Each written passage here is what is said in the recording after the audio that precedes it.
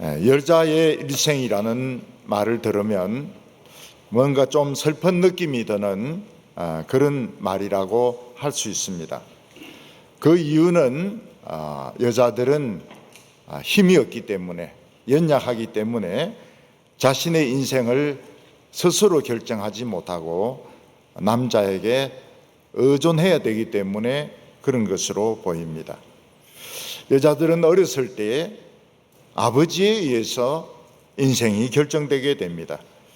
아버지가 돈을 잘 벌고 아버지가 딸을 사랑해주고 좋은 옷도 사주면 참 예쁘게 자라고 또 학교도 좋은 학교를 갈 수 있지만은 아버지가 알코올 중독자이고 또 경제적으로 능력이 없으면은 결국 대학교를 진학하지 못하고 취직할 수밖에 없습니다. 여자는 결혼하고 난 뒤에도 그 인생은 남편에 의해서 많이 좌우가 되게 됩니다. 남편이 수입도 좋고 인품도 훌륭하고 세상적으로도 성공하면 사모님 이런 소리를 들으면서 살 수 있지만, 남편이 매일 술이나 마시고 두들겨 패기나 하고 경제적인 능력이 없으면 그 뒷바라지 하느라고 고생을 많이 하게 되는 것입니다. 또 여자는 늙어서 남편이 돌아가시게 되면 그때는 자식에게 얹혀서 살 수밖에 없습니다. 치매라도 오면 한 말을 또 하고 또 하고 또 하기 때문에 결국 자녀들은 이 늙은 할머니를 요양원이라든지 요양병원에 입원을 시키게 되는 것입니다. 우리 교회도 한 할머니가 계셨는데 치매가 오니까 요양병원에 입원을 시키셨습니다. 자녀들이 병원에 가보니까 침대에다 손을 꽁꽁 묶어 놓은 겁니다.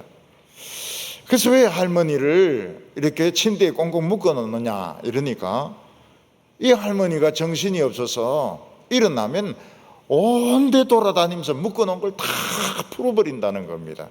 그래서 우리가 어쩔 수 없어서 묶어 놨다 이런 설명을 했습니다. 이 요양병원에 가면 인격이라고 하는 것을 찾아보기 어렵습니다. 같은 한 방에다가 한 줄은 할머니, 한 줄은 할아버지, 근데 사람이 뭐 있든지 없든지 간에 기저귀를 갈기도 하고 옷도 갈아입히기도 하고 이러는데, 그래서 이제 노인들은 이 존엄사를 생각을 하게 되는 것 같습니다. 우리 교회 그 할머니도 남편이 살아 계실 때 애를 많이 먹였거든요. 그 교회에서 신앙이 좋아지기 전까지는 애를 많이 먹였어요. 그런데 남편이 살아 계실 때는 그래도 음식도 잘 하시고 이야기도 참 재미있게 하시고 이랬는데, 그 남편이 돌아가시고 나니까 생애 의욕이 없어진 겁니다. 애를 먹이든 안 먹이든 영감이 없어지니까 생애 의욕이 없어져 버려요. 그래서 컵라면을 먹기도 하고 또 만드시기도 하고, 그래서 그냥 치매가 온 겁니다. 그래도 다행스러운 것은 다른 것은 다 잊어버리는데 담임 목사님은 안다는 겁니다. 교회 오시면은 저보고 막 웃으시면서 우리 목사님이다, 김세택 목사님이다 그러면서 좋아하는데 제가 합격입니다. 그러면 좋아하십니다. 여자의 일생에 있어서 자기가 의지하는 대상을 확 바꿀 때가 있습니다. 어렸을 때 부모님을 의지했는데 하나님으로 바꿔버리고, 결혼 생활하면서 남편을 의지했는데 하나님으로 바꾸어버리고, 이때 여성들은 많은 핍박을 받습니다. 어렸을 때 교회 나가면 아버지가 왜 교회 나가느냐고 막 야단을 치시고 때리기도 하시고, 결혼한 후에는 남편이 교회 못 나가게 막 방해를 하고 핍박을 하고 그렇게 합니다. 근데 이런 장애를 극복을 했을 때 정말 그는 하나님을 내 아버지로 모시게 되고 하나님을 내 남편으로 모시게 되고, 그때부터는 어느 누구도 흉내낼 수 없는 존귀함과 아름다운 삶을 살게 되는 것입니다. 룻기에서 나오미가 한 것은 바로 그것입니다. 나오미는 남자를 의지했기 때문에 인생에 실패를 했습니다. 남편을 의지해서 모압으로 내려가는데 남편이 죽는 바람에 실패했습니다. 돈은 다 없어졌습니다. 살아남은 두 아들을 모압 여자와 결혼을 시켜서 좀 안정되는가 했더니 아마 전염병이 퍼진 것 같습니다. 두 아들도 죽어버렸습니다. 나오미의 인생은 또 실패한 인생이 되었습니다. 그때 나오미의 결심이 무엇인가 하면, 나는 이제 남자를 의지하지 않겠다. 나는 이제 하나님만 의지하는 신앙으로 바꾸겠다. 이렇게 결심을 하게 된 것입니다. 나오미가 하나님을 바꾸는 그런 과정에는 많은 어려움이 있었습니다. 일단은 자기를 따르고 있는 모압 며느리 2명을 떼놔야만 했습니다. 그리고 그 먼 길을 이스라엘로 돌아가야만 했습니다. 그리고 더 걱정스러운 것이 무엇인가 하면, 베들레헴 여자들의 무시와 경멸을 내가 어떻게 감당을 해낼 수 있느냐 하는 이 자존심의 문제가 어려운 걸림돌이었던 것입니다. 오늘 첫 번째로 우리가 생각할 것은, 하나님께로 완전히 돌아가는데 장애물이 있다는 것입니다. 우리는 이 세상에서 돈이나 또는 직장이나 사람을 의지해서 살아갑니다. 그러다가 이 모든 것을 내려놓고 눈에 보이지도 않는 하나님을 의지한다고 하는 것은 참 어려운 일입니다. 나는 하나님을 의지하는데 하나님이 안 도와주시면 내 인생만 망하는 인생이 되거든요. 육상 경기 중에서 장애물 경기가 있습니다. 아무리 달리기를 잘해도 그 장애물로 된 발을 뛰어넘어야 됩니다. 근데 어떤 선수는 뛰어넘지 못하고 걸려서 그 뒤에 있는 웅덩이에 떨어지는 바람에 꼴찌로 뛰는 사람도 있습니다. 마찬가지로 우리가 하나님을 완전히 믿는 데는 장애물이 있습니다. 예수님이 탕자 비유를 말씀하셨는데, 탕자는 아버지의 재산을 그냥 강탈하다시피 해서 돈을, 자기 몫을 다 가지고 사업한다고 외국으로 갑니다. 근데 실제로는 사업을 한 사람이 사업을 하지 무슨 사업을 합니까? 술이나 마시고 방탕한 생활하다가 알거지가 되어서 굶어 죽게 되었습니다. 이 탕자는 적어도 아버지 집에 가면 굶어 죽지는 않습니다. 근데 자기는 이 이방 땅에서 알거지가 되어서 굶어 죽게 됐거든요. 그런데 이 탕자는 아버지께 쉽게 돌아가지 못합니다. 왜냐하면 자기 재산을 달라고 요구하는 과정에서 아버지에게 온갖 상처를 다 드린 겁니다. 나중에 가서 아버지께 죄를 지었습니다 이래 말하는데, 아버지에게 마음의 상처를 엄청 주고 지 몫을 챙긴 것입니다. 그리고 막 부자가 되어서 오겠다고 큰 소리를 쳤는데 알거지가 됐으니까 집에서 어떻게 고개를 들겠습니까? 그리고 식구들이 이 알거지를 받아주겠습니까?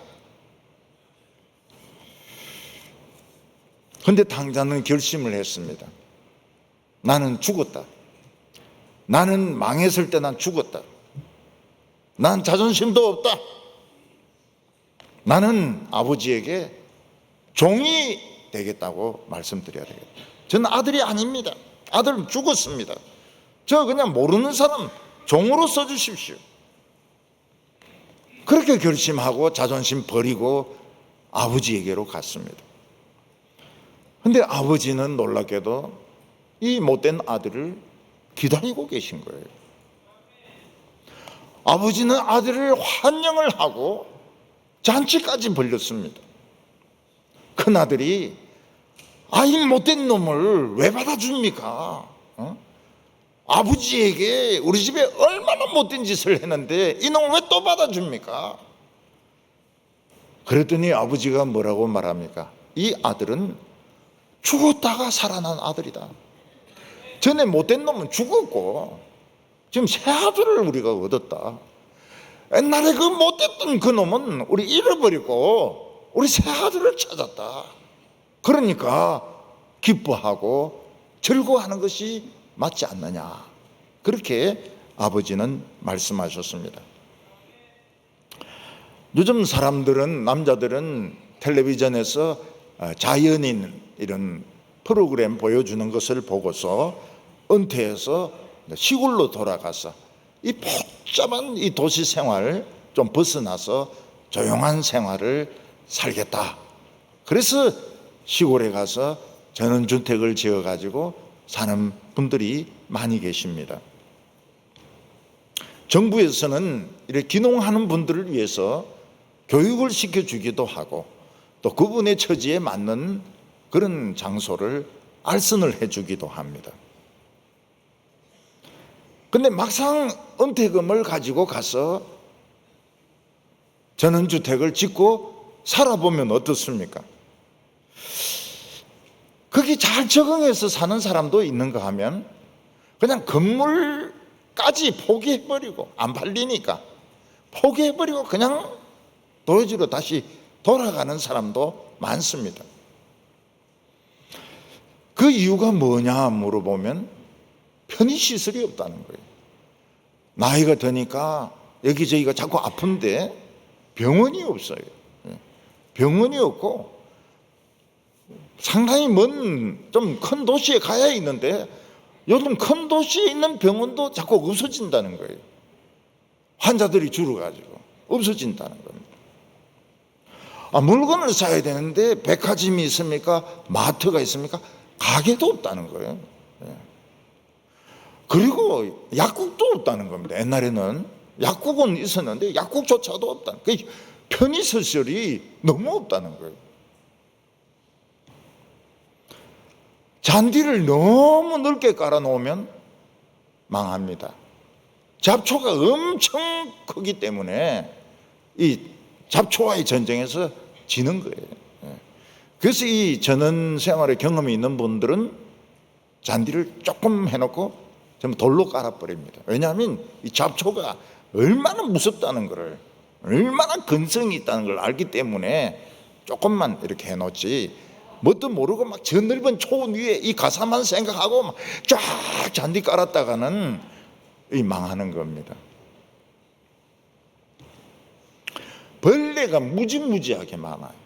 파리하고 모기는 이거는 그냥 친구입니다. 친구.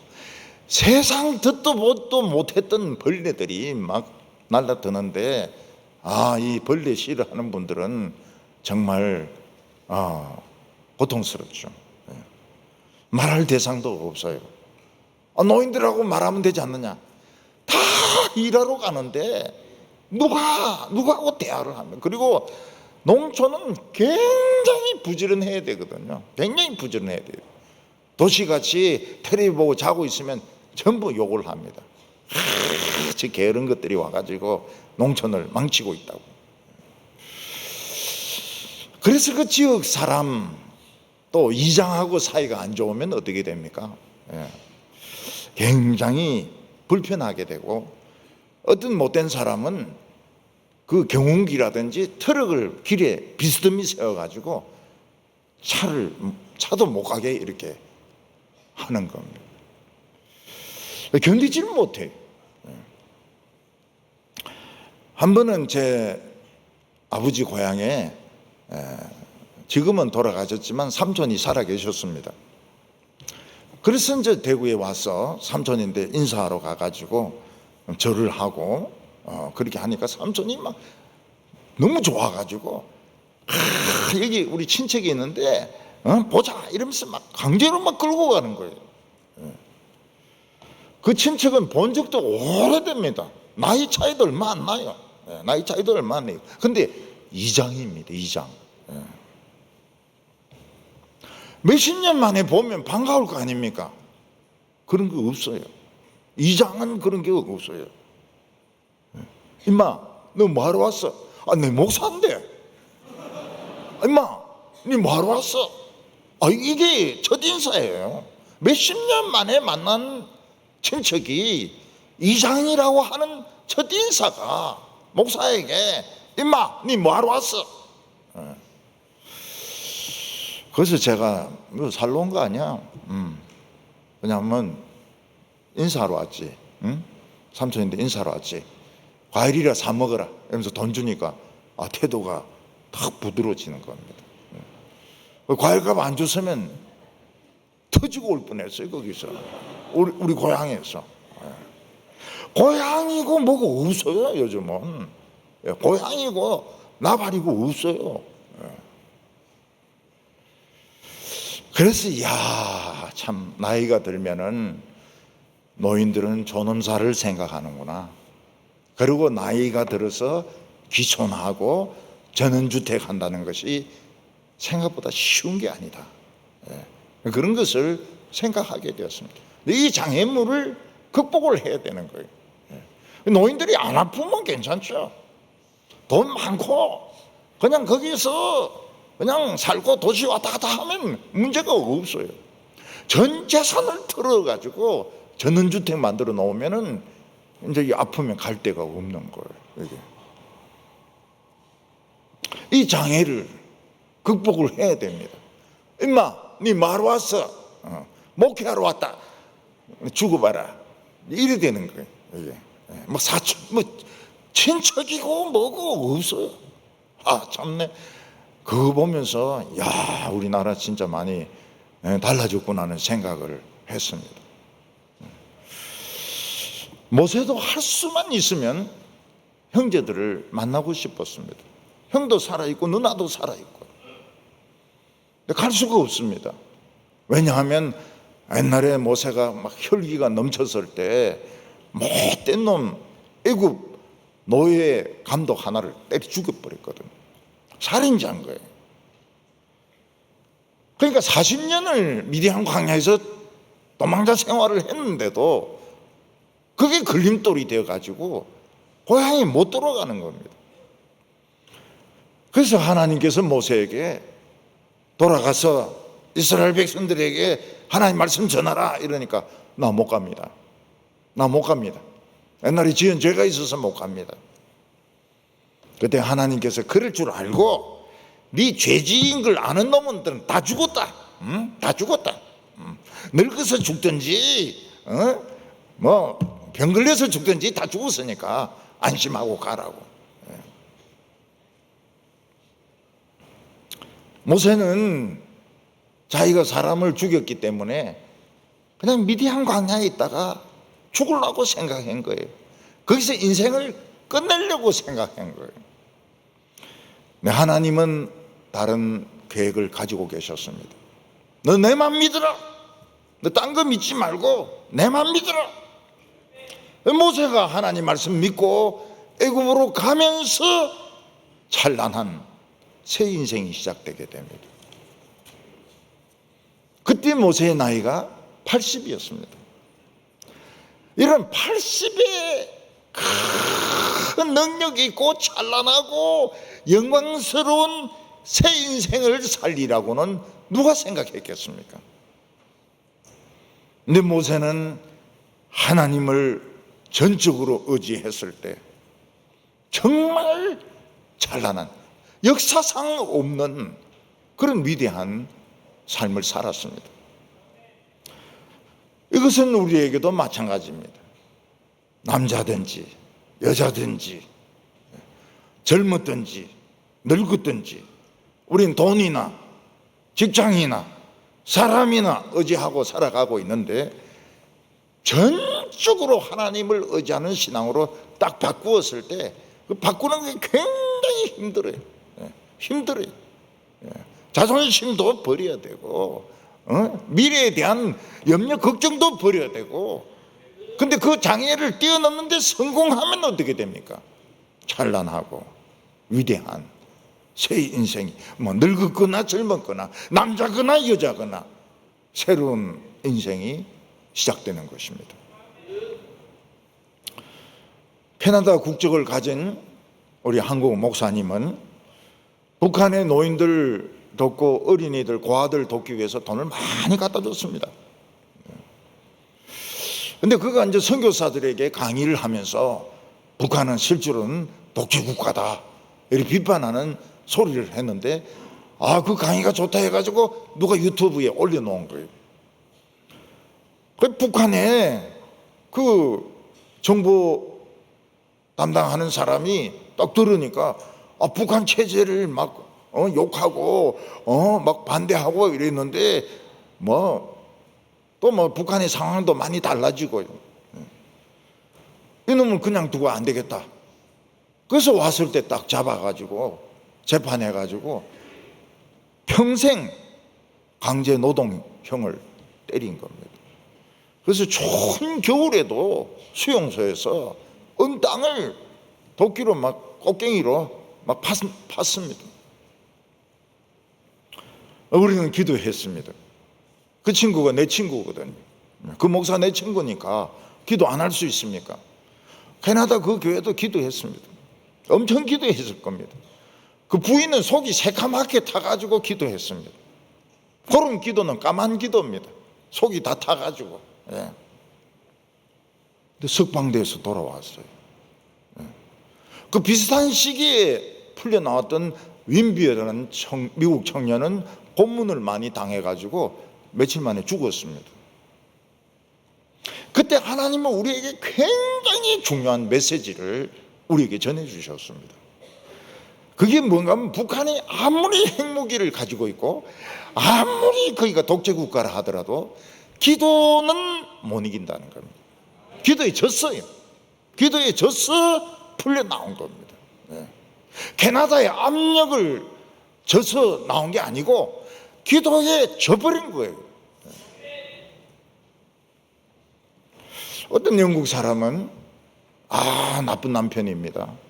집에 있는 돈을 다 끌고 가지고 가출했어요. 돈 다 써버렸어요. 집에 돌아왔습니다. 부인 잘 구슬러 가지고 집을 팔았어요. 집 판 돈 또 가지고 나가서 또 다 써버렸어요. 이 사람에게 남은 거는 뭔가 하면 강물에 빠져 죽는 겁니다. 그래서 강물에 빠져 죽으려고 이제 다리를 이렇게 가는데 그날이 수요일 저녁이 교회에서 종소리가 나는 겁니다. 아이고 죽을 땐 죽더라도 예배나 한번 보고 죽자. 그래서 이 사람이 교회로 간 거예요. 근데 그 교회 목사님이 굉장히 복음적인 목사님인 거예요. 그분이 무슨 설교를 했는가 하면 하나님은 죄인을 사랑하신다고. 하나님은 죄인을 사랑하신다고. 어떤 죄인도 죽을 필요는 없다고. 이 사람은 막 거기서 막 눈물 콧물 흘리면서 울고 회개하고 자기 부인에게 돌아가서 빌었습니다. 싹싹 빌었어요. 잘못했다고. 부인이 받아줬어요. 그때부터 일도 착실하게 하고 교회도 착실하게 다니고 나중에 장로까지 됐어요. 장로가 다 그런 분이 아니라는 그런 뜻은 아닙니다. 옛날에 그런 사람도 있었다는 뜻이에요. 나오미는 남편을 의지했습니다. 또 아들들을 의지했습니다. 인생에 실패했어요. 나오미는 하나님만 의지해야 되겠다. 그래서 모압의 것을 모두 다 청산하고 멀고 먼 이스라엘 하나님의 땅으로 돌아옵니다. 이 나오미에게는 걸림돌들이 있었습니다. 며느리 둘이 걸림돌이에요. 그래서 이 며느리들에게 모압으로 돌아가라고 간절하게 이야기합니다. 나는 하나님밖에 없기 때문에 너희들 못 돌봐준다, 책임 못 져준다, 모압으로 돌아가라고. 하나는 돌아가는데 하나는 죽자고 또 안 돌아가는 겁니다. 그래서 할 수 없이 데리고 와요. 그리고 모압에서 사해 동쪽을 걸어가지고 베들레헴까지 오는 길은, 이거는 여자들끼리 여행하기는 사실 거의 불가능한 길입니다. 강도들도 우글거리고 물도 구할 수가 없고 밤에는 잘 데도 없고, 그 엄청 그 더운 그 길을 통과해야 되는 것. 걸어서 통과해야 되는 겁니다. 그리고 최고로 두려운 것이 무엇입니까? 베들레헴에 돌아갔을 때 얼마나 여자들이 말이 많습니까? 전부 그냥 나오미를 막 쪼아댈 텐데, 내가 어떻게 고개를 들며 내가 어떻게 거기서 버틸 수 있을 것인가? 나오미의 자존심이 나오미의 발을 잡았습니다. 근데 나오미는 어떻게 생각했습니까? 나 죽었다.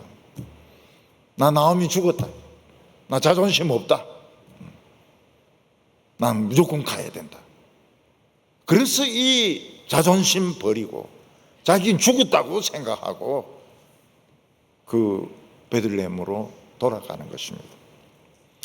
오늘 두 번째로는 이 베들레헴에 진짜 예상 밖의 큰 소동이 벌어지게 된 것입니다.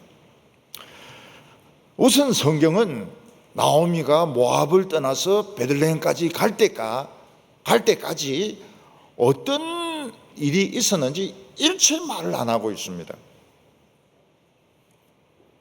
나오미와 룻 여자 둘이만 그 먼 길을 가는 것은 죽으러 가는 길과 같았습니다.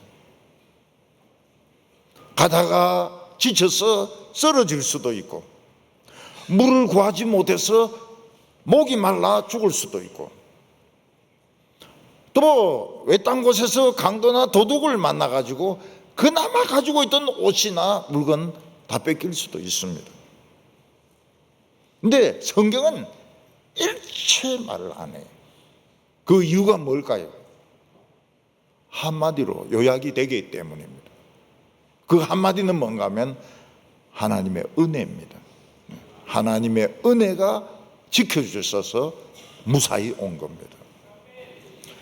예를 들어서 나오미와 룻이 너무 걸어서 지쳐서 쓰러지려고 하면 이상하게 어떤 사람이 소달구지 말달구지 같은 거 끌고 지나가면서 타라고 그래가지고 타고 지나가기도 하고, 물이 떨어지니까 막 이상하게 어디서 샘물이 나오기도 하고, 또 강도들이 그냥 다 내놔라 이러는데 일행이 갑자기 있어가지고 강도들 물리치기도 하고, 그게 이제 은혜거든요. 은혜, 하나님의 은혜.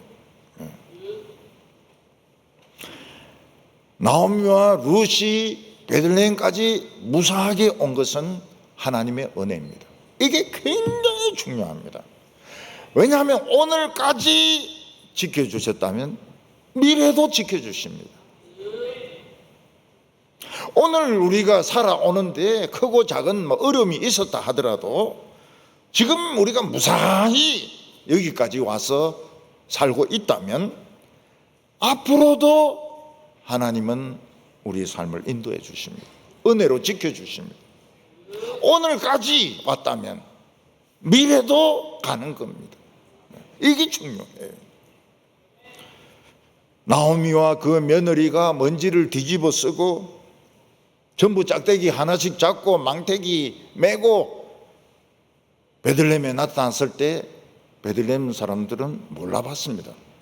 이 두 여자를 몰라봤어요.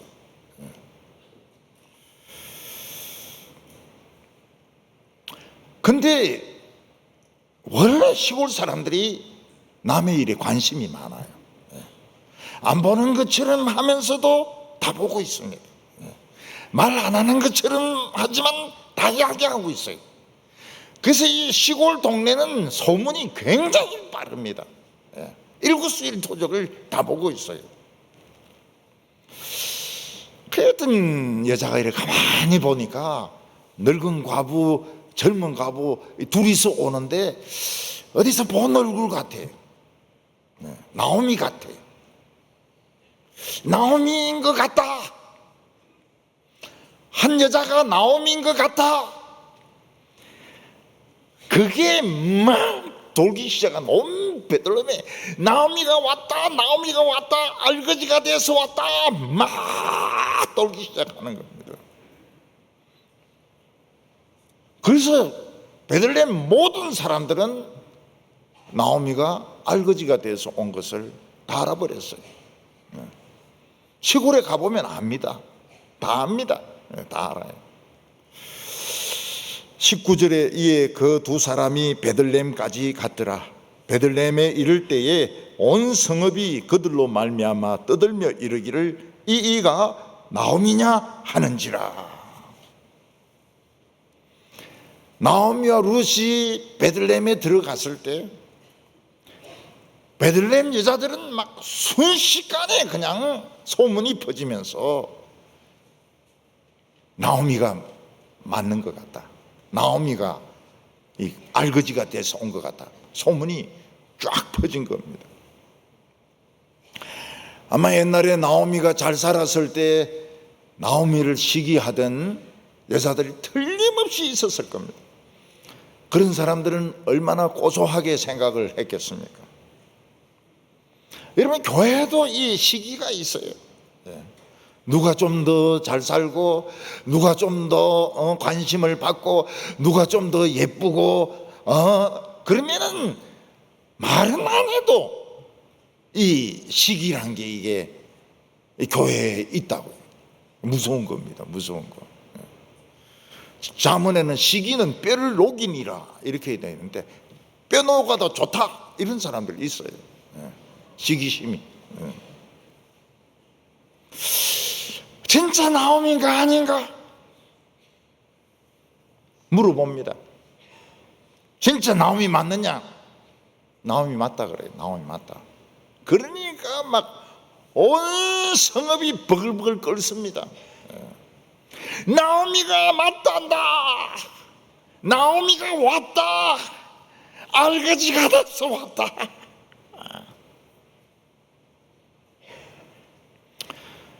알거지가 돼 온 나오미와 그 며느리인지도 모르죠.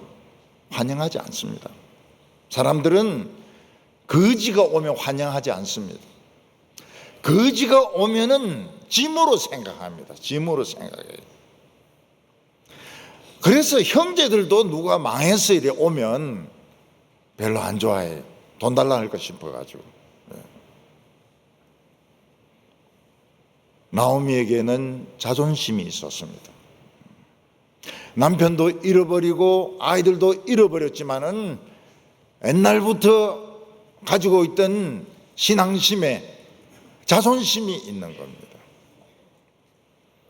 나오미가 걱정한 것은 내가 베들레헴에 돌아가면 이 자존심은 여지없이 뭉개진다. 내가 거기서 어떻게 얼굴을 들고 살 수 있을 것인가? 어떻게 그 이웃을 옛날 사람들처럼 사귈 수 있을 것인가? 우리가 하나님께로 돌아가는데 마지막 장애는 자존심입니다. 그래서 하나님께로 돌아오려고 하는 사람도 많습니다. 가난한 족속들 중에서 돌아오려고 하는 사람들이 많습니다. 망했으면 못 돌아오는 거예요. 망했으면 못 돌아와요. 자존심 때문에 못 돌아와요. 지금보다 잘 살면 내 돌아가겠는데, 지금보다 막 이 형편이 피면 내 돌아가겠는데, 지금 이 아무것도 없는 빈손으로 교회를 가면 사람들이 뭐라 하겠느냐, 못 가겠다. 그런 사람들 많습니다. 나오미는 어떻게 생각해? 나 죽었다. 옛날 나오미는 죽었다. 지금 나오미는 자존심 같은 거 없다. 지금 나오미는 인생 밑바닥이다. 그리고 가는 거예요. 왜냐하면 하나님 만나러 가는 겁니다. 오늘 여기 세 번째로 나오미의 겸손을 볼 수 있습니다. 베들레헴 사람들은 진짜 나오미가 돌아온 줄 알고 여자들은 다 모여듭니다. 남자들은 어떻게 합니까? 창문 뒤에서 이렇게 봅니다. 남자들은 체면이 있으니까. 여자들은 막 적극적으로 다 모여들어서 원숭이 구경하듯이 막 구경을 합니다. 근데 나오미는 그걸 언짢게 생각을 안 해요. 옛날에 나는 교만했다. 옛날에 내가 남편을 의지했다. 돈을 의지했다. 나 죽었다. 그걸 나오미는 인정을 했던 겁니다. 20절에 나오미가 그들에게 이르되 나를 나오미라 부르지 말고 나를 마라라 부르라. 이는 전능자가 나를 심히 괴롭게 하셨음이니라. 당신이 나오미 맞냐 이러니까 나오미가 나오미 맞다는 거예요. 내 나오미 맞다는 거예요. 난 망해서 온 빈털털이라는 거예요. 이제부터는 내 이름을 바꾸겠다고 이야기합니다. 지금까지 내 이름은 나오미인데 오늘부터는 마라라고 불러달라고. 나오미란 이름의 뜻은 기쁨입니다.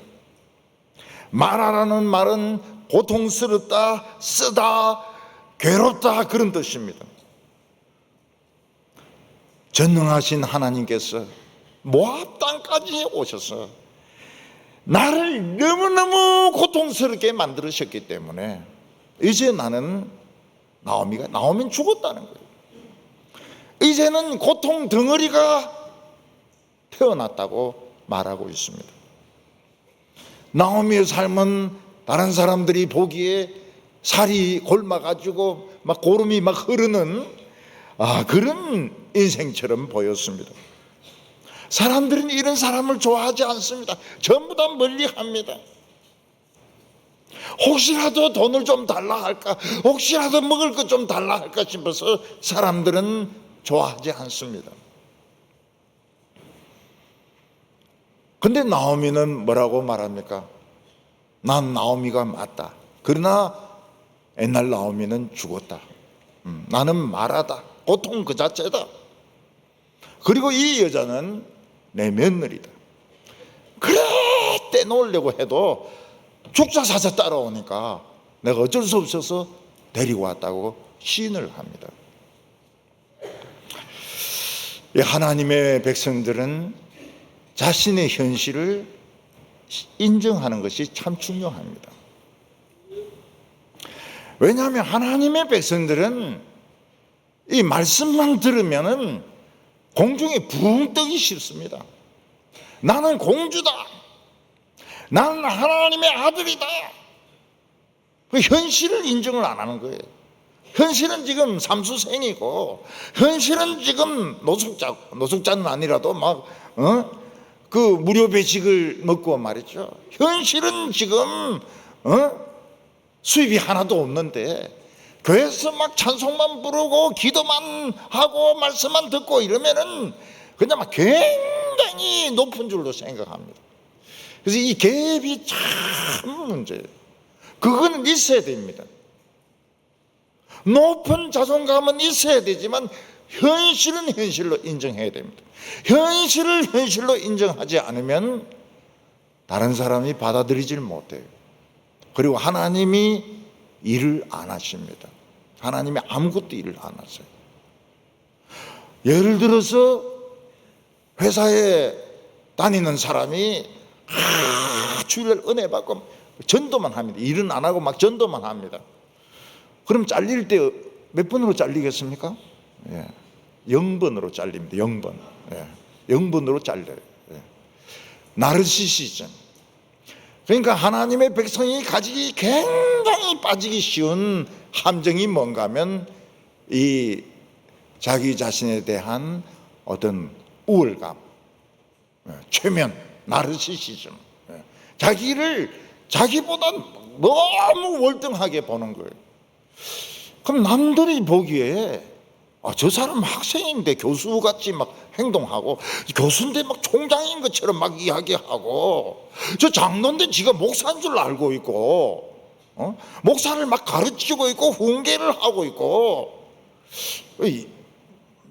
받아들일 수가 없는 거예요. 이상한 거예요. 굉장히 이상한 사람들이에요. So strange. 굉장히 이상한 사람이에요. 전에 제가 신학대학원 다닐 때 교수 한 분이 그 잡지를 하나 맡기려고 했습니다. 근데 안 된다 그랬어요. 나는 개척교회 하고 있고, 나는 1학년이고, 나는 그런 거 그게 못 된다고. 그래서 그분이 언뜻 그냥 철회를 했습니다. 철회를 했어요. 자기의 형편과 처지를 생각을 해야 됩니다. 현실로 인정을 해야 됩니다. 현실을 현실로 인정을 해요. 그렇지 않으면 남들이 상대를 못 해줘요. 이 사람의 정체가 뭔지 몰라가지고.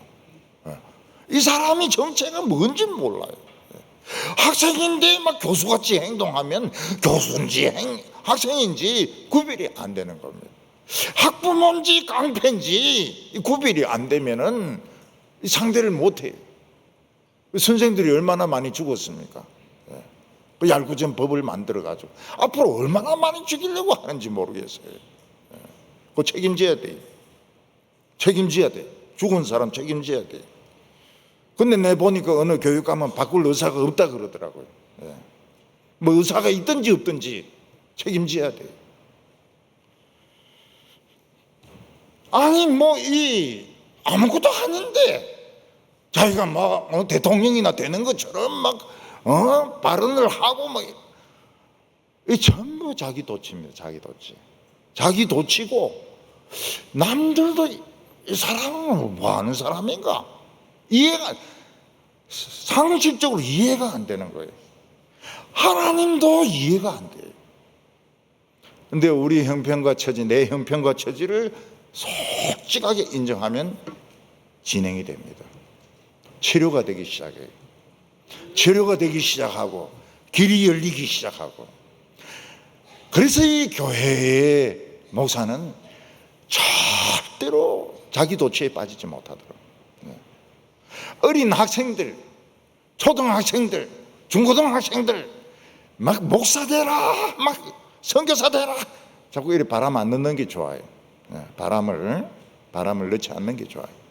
중학생이, 대학생이 그때 막 불붙은 사람들이 공부를 잘 안 합니다. 나중에 교회 안 다녀요. 교회를 못 다녀요. 교회가 재미가 없어가지고 교회를 못 다녀요. 그래서 이 현실을 솔직하게 인정을 하는 겁니다. 다른 사람이 물을 때 참 당신 말고는 우리나라를 바로 잡을 사람이 없다 이렇게 할 때 그런 소리 하지 말라고. 그런 소리 하지 마라. 나는 지금 작은 걸 맡은 사람에 불과하다.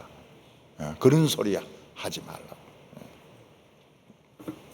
21절에 내가 풍족하게 나갔더니 여호와께서 내게 비어 돌아오게 하셨느니라.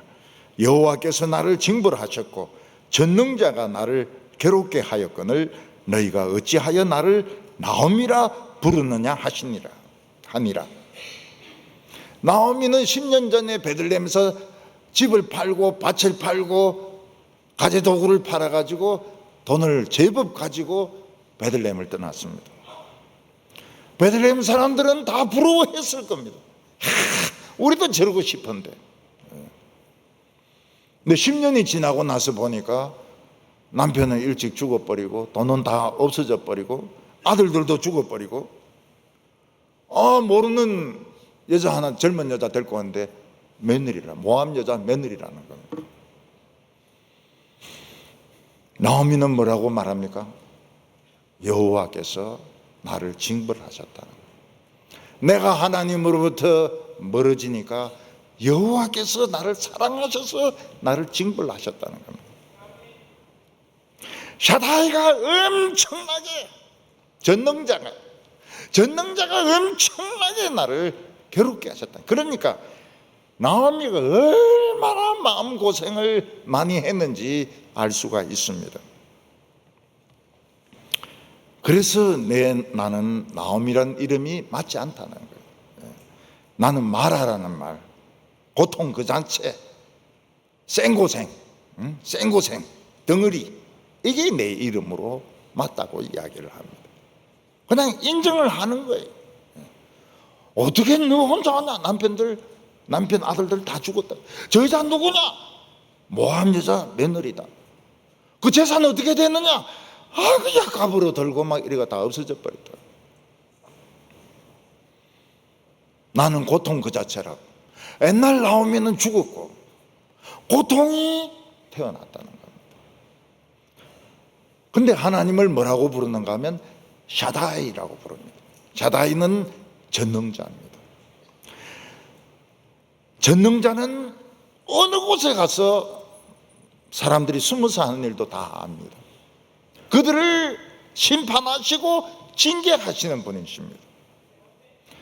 근데 사단은 아무리 맞고 터지고 병들어도 고쳐주시는 전능자이십니다.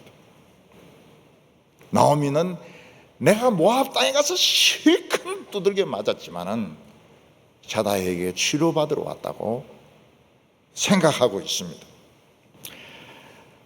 나오미는 자기를 마라라고 불러달라고 했지만 마라라고 부르는 사람은 없었습니다.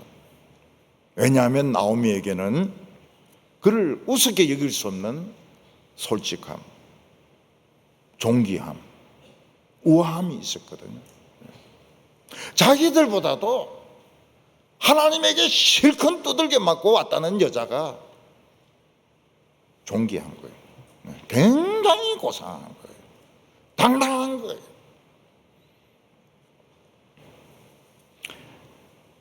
하나님께서는 나오미와 룻이 자기 자신을 솔직하게 인정하고 자존심을 버리고 베들레헴에 돌아왔을 때 보리를 추수하는 시기였습니다. 22절에 나오미가 모압 지방에서 그의 며느리 모압 여인과 함께 돌아왔는데 그들이 보리 추수 시작할 때에 베들레헴에 이르렀더라. 복 받는데, 하나님의 복을 받는데 가장 중요한 것이 복이 임하는 데 있어야 됩니다. 복도 안 오는데 저서 뭐 복을 주세요 소용이 없어요.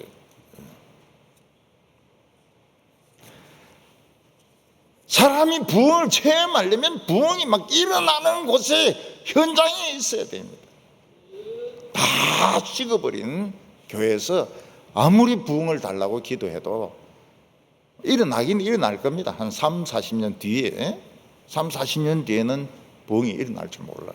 안 일어납니다. 썰렁합니다. 우리나라 80년대 90년대 2000년대 막 복받을 때입니다. 그때 기업들이 다 큰 거예요. 한국 경제가 다 큰 거예요. 무슨 대통령이 잘했다 무슨 그런 소리 하지 마세요. 복은 임하는데 그 있었기 때문에 그 회사가 거기 있었기 때문에 막 경제가 일어나니까 복을 받는 겁니다. 우리나라 사람들이 이상하게 대통령 뭐 상을 세우고 뭐 자꾸 이 짓을 하는데 왜 그래 우상 숭배 심리가 깔리는지 몰라요. 아니라니까요. 복이 임하는 곳에 있었기 때문에 잘 된 거예요. 지금 시골에 가면 안 됩니다. 공장도 안 되고 아무것도 병원도 안 되고 아무것도 안 돼요. 사람이 없는데. 그리고 그때 엄청나게 교회가 부흥이 됐습니다. 기독교인들이 늘었어요. 늘었어요. 80년대, 90년대, 2000년대. 지금은 살살 지금 부흥이 식어가고 있습니다. 살살 식어가고 있어요. 교인 수도 줄어가고 있고 기업들도 지금 어려워지고 있습니다. 왜냐하면 이게 부흥이 떠나고 있는 겁니다. 복이 떠나고 있는 겁니다. 이걸 빨리 터닝을 하려고 그러면 자존심이나 지금까지 믿어오던 그 구닥다리들 깨버려야 돼요. 진짜 안 깹니다. 네, 안 깹니다. 남자들은 자기들이 생각한 거 절대로 안 깹니다. 그러면 나중에 어떻게 됩니까? 땅을 칩니다. 땅을 쳐요. 그걸 깨닫지도 못할 겁니다. 미련해가지고 깨닫지도 못할 겁니다. 지금 복이 살살 복이 지금 어디로 갈지 지금 헷갈리고 있어요. 중국으로 가려니까 시진핑이 믿고, 일본으로 가려니까 신들이 많고, 또 미국으로 가려니까 동성애자들이 많고, 한국에 올라가려니까 또 시끄럽고, 지금 복도 지금 갈팡질팡하고 있어요. 부흥도 지금 갈팡질팡하고 있습니다. 빨리 이거를 터닝을 시켜야 되는데, 이거를 하려면 깨야 됩니다. 자존심 깨야 되고. 요새 교회들 중에 평신도 교회들이 생깁니다. 평신도 목사가 없는 교회입니다. 그건 당연한 겁니다. 당연한 거예요. 왜냐하면 목사가 말씀을 안전하고 월급이나 받고 휴가나 다니고 외국이나 다니고 이러니까 그 꼴을 누가 봐줍니까? 그러니까 목사가 필요 없는 거예요. 목사 없는 교회가 생깁니다. 나중에 저절로 목사 생겨요.